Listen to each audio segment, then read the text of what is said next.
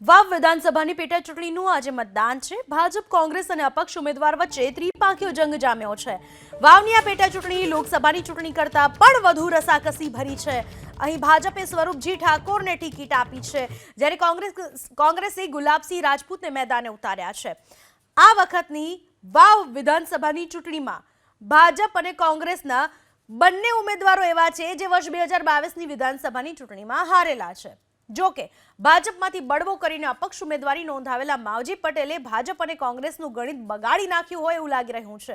વાવ વિધાનસભાની પેટા ચૂંટણીના જંગમાં ભાજપ, કોંગ્રેસ અને અપક્ષ સહિત કુલ 10 ઉમેદવારો મેદાને છે, જેમનું ભાવિ આજે 3,10,681 મતદારો ઈવીએમમાં સીલ કરશે। વાવ, સુઈગામ અને ભાભર તાલુકાના 179 ગામોના 321 બૂથો ઉપર મતદાન થઈ રહ્યું છે।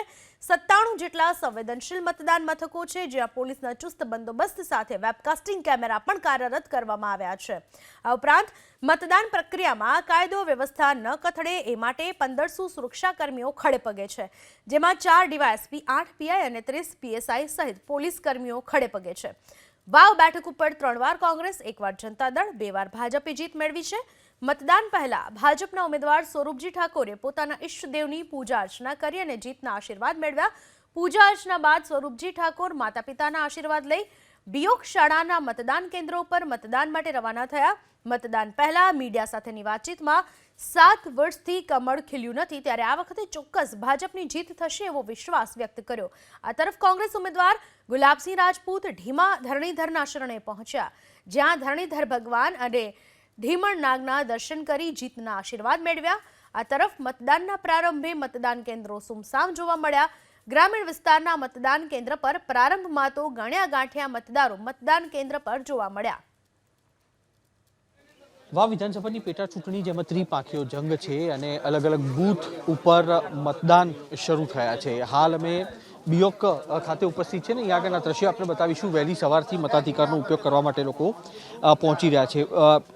ત્રિપાંખીયા જંગની વાત કરવામાં આવે ભાજપના સ્વરૂપજી ઠાકોર, તેની સાથે કોંગ્રેસના ગુલાબસિંહ રાજપૂત અને અપક્ષ ઉમેદવાર માવજીભાઈ છે, તેમની વચ્ચે કાંટાની ટક્કર છે। દરેક ઉમેદવારો છે તે જીતનો આત્મવિશ્વાસ વ્યક્ત કરી રહ્યા છે અને તેની સાથે અલગ અલગ જે બૂથ જ્યાં સંવેદનશીલ છે ત્યાં આગળ પોલીસનો ચાંપતો બંદોબસ્ત છે તે પણ અત્યારે રાખવામાં આવ્યો હોય તે પ્રકારની પરિસ્થિતિ છે। જોકે માનવામાં આવ્યું છે કે બપોરના કલાક બાદ મતદાન છે તેમાં વધારો થઈ શકે તેમ છે અને અત્યારે અનેક મતદારો છે તે હાલ પહોંચી રહ્યા છે અહીંયા આગળ મતદાન આપવા માટે। વાત તેમની સાથે કરીશું। અચ્છા, વહેલી સવારથી મતાધિકારનો ઉપયોગ કરવા માટે પહોંચ્યા છો, આપના મતે મતદાન કરવું કેટલું જરૂરી છે? ખૂબ જ જરૂરી છે।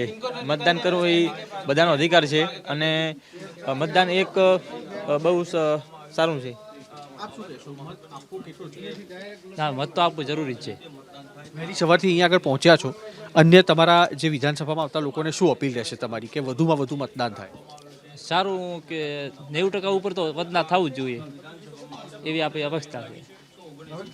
જે મતદારો છે તેમને પણ અપેક્ષા છે કે 90%થી વધુ મતદાન થાય તેના માટે પ્રયાસ કરવા જોઈએ અને તેના જ કારણે થઈને અત્યારે વહેલી સવારથી જે બિયોક આવેલું છે તેનું બૂથ છે ત્યાં આગળ અત્યારે મતદાન કરવા માટે જે મતદારો છે તે હાલ પહોંચી રહ્યા છે। કેમેરામેન પ્રદીપસિંહ સાથે કુશાંત સોની, એબીપી અસ્મિતા, બનાસકાંઠા।